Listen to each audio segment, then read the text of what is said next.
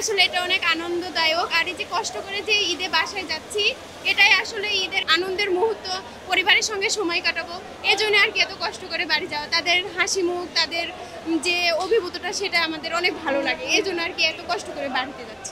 অনেক মজা লাগতেছে, ভালো লাগতেছে। আমরা কক্সবাজার যাবো, 20 বছর পরে আমরা যাচ্ছি। সেখানে শ্বশুর বাড়ির দেবরা আছে, ননদ, মানে সবাই পরিবারের সাথে অনেকদিন পরে এক হচ্ছি, সবাই মিলে একসাথে ঈদ করবো, অবশ্যই আনন্দদায়ক। আমার থেকে আমার ছেলে বেশি এক্সাইটেড।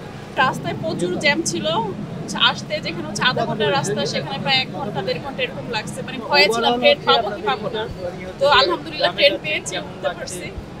সকালবেলা ঘুম থেকে উঠে খাবার দাবার করে দাদু বাসা যাচ্ছি, আর ট্রেনে করে শুভযাত্রায়।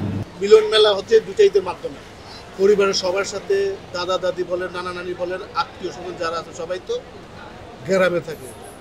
তো এই একমাত্র ইসলামের দুইটা ঈদের কারণে আমরা সবার সাথে মিলিত হতে পারতেছি, তো অবশ্যই এটা খুবই ভালো। আলহামদুলিল্লাহ এবার ঈদটা তো মোটামুটি ভালোই দেখা যাচ্ছে, কোনো হয়রানি বা এরকম কোনো লেখার বা কোনো কিছু এরকম চলে পড়ে না।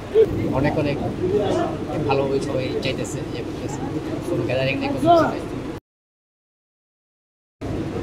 সব দিক দিয়ে ভালো হচ্ছে। আলহামদুলিল্লাহ গতবার থেকে এবার আরো বেশি ভালো মনে হচ্ছে।